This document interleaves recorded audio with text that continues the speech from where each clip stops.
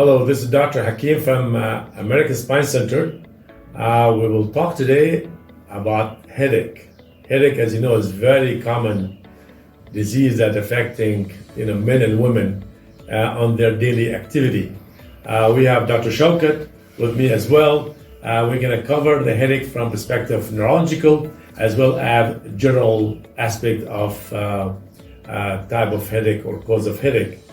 So as we know, headache is really very common terminology used by people, and sometimes they refer to headache as for migraine headache or it could be tension headache, but people call it just headache and commonly use migraine. Migraine headache is really relatively common in women. It really have hormonal related type of pathology. It really can present it during their menstrual cycle. The headache, it has a what's called prodrome. What that means is that before the headache start, the migraine I'm talking about, they could have some symptoms like feeling unwell, feeling tired, fatigued. That's really the starting of a headache. Then it can evolve slowly to be having an aura. People could have a little bit zigzag, or could have a little bit flashlight, or could have light sensitivity as the beginning of their attack. As the attack evolved, then they was having the throbbing headache, where they feel like pulsating in their brain, and that go with their heart rhythm. Also, they can have nausea, could have vomiting, light sensitivity, sound sensitivity. All this is a full-blown headache, and the patient tend to seek dark places to avoid the light as well as the sound, because those are triggers. So this is what we call full-blown migraine headache, and the headache could last from several minutes, sometimes even for whole 24 hours. So this is really most migraineurs who really have migraine headache tend to know what I'm talking about. Now this is the typical migraine headache that people have. The other type of headache we call the tension headache. Tension headache is really related to headache outside the brain activity, because usually migraine headache is a propagation of the activity in the brain that propagate to develop the full-blown migraine. It is really inside the brain. The tension headache is really come from outside the headache. Usually, mostly, tension headache in the back, could be from the neck, could be from other, facial pathology. And I'd like, Dr. Shawkat to tell us about more the other type of headache that people also suffer from. Okay, thank you, Dr. Hakim, for the good information. Okay, so for other types of headache, we have it could be caused by other things that we do on our daily life, simple things such as not drinking enough fluids, such as dehydration, low water intake. And it could be caused also by other things such as infections, especially in the sinus region, sinus infections that could lead to runny nose, usually the pain around in the forehead and around the eyes. That's very common, actually. You're absolutely right. Yes, and especially like with dusty weathers, and if people are more prone to atopic diseases or allergies. Other causes could be like an ear infection that can cause pain in the temporal area, decreased hearing, or sometimes tinnitus in the ringing in the ears. Also, a very common thing, it could be caused by dental problems or TMJ, the joint in our face, and also by bruxism at night. A lot of people like squeeze on their teeth while sleeping, and without realizing that this can cause them a headache on the next day. Usually we ask the bed partner, we call, if they're clenching on their teeth, and as you said, they do not recognize sometimes. But the bed partner, they will tell us that. Yes, another common cause we just Dr. Hakim just added could be sleep apnea. Actually, can cause a headache. So we ask the partner if the patient is snoring at night, is not getting enough oxygen, When they wake up in the morning, they might face headache and also stiffness.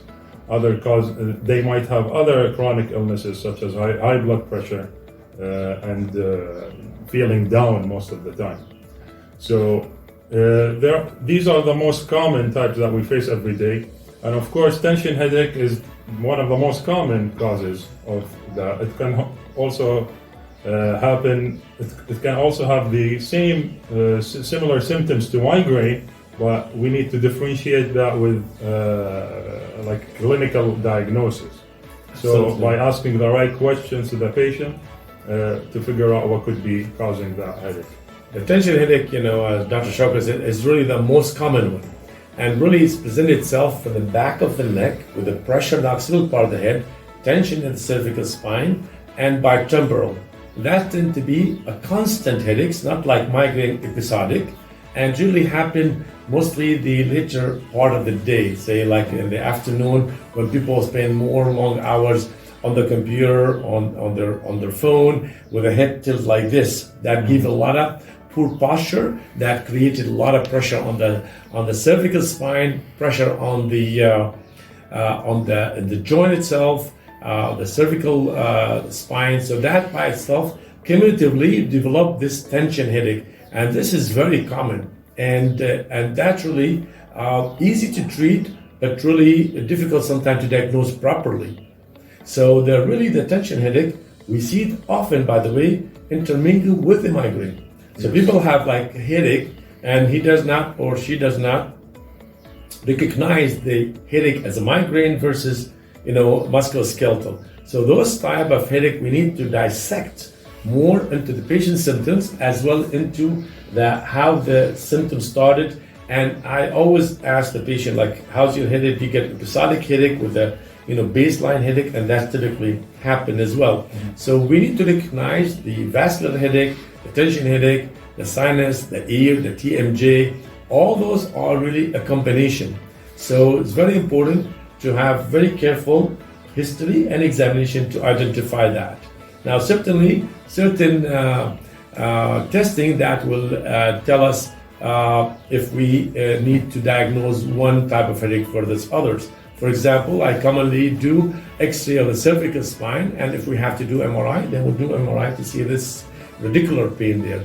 Again, sinus X-ray, as Dr. Shawkat said, check on the teeth, check on the ear. All those are collectively will give us the cause of the headache. Now, rarely, which patients always ask about, do I have a brain tumor? And I know that's the number one concern to the patient, like this headache's not going away. So I usually mostly assure the patient that, brain tumor, it's really the least common cause of headache, but we should not ignore it. We should always address it when we find abnormal neurological examination, for example, different reflexes on one side or the other versus, pupils are different, have, what's called nystagmus, a little bit, facial asymmetry, sensory changes. All those can direct us if it is central.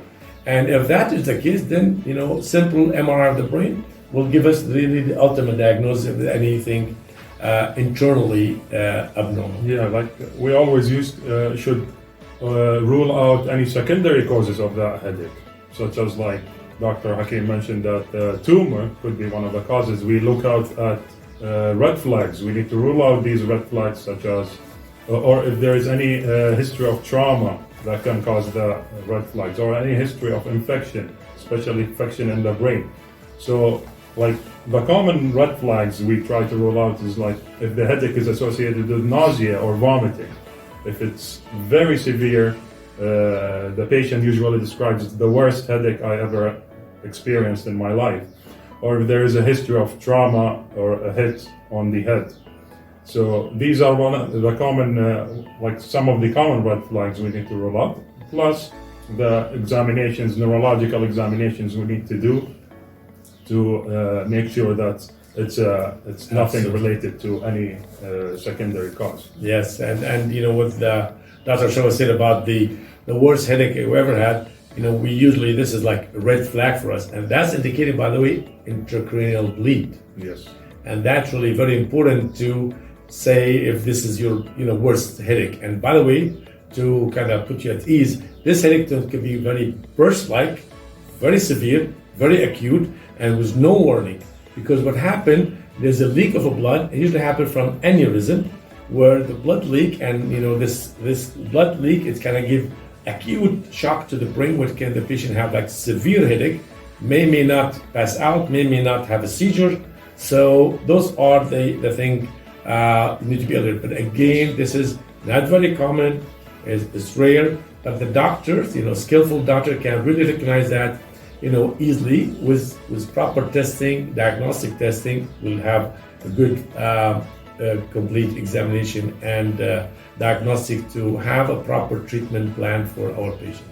So I feel, I hope we cover the headache in total perspective. Here again, American Spine Center, we have headache clinic, with Dr. Shawkat and myself. We'll be happy to answer any question you may have. Thank you very much. Thank you.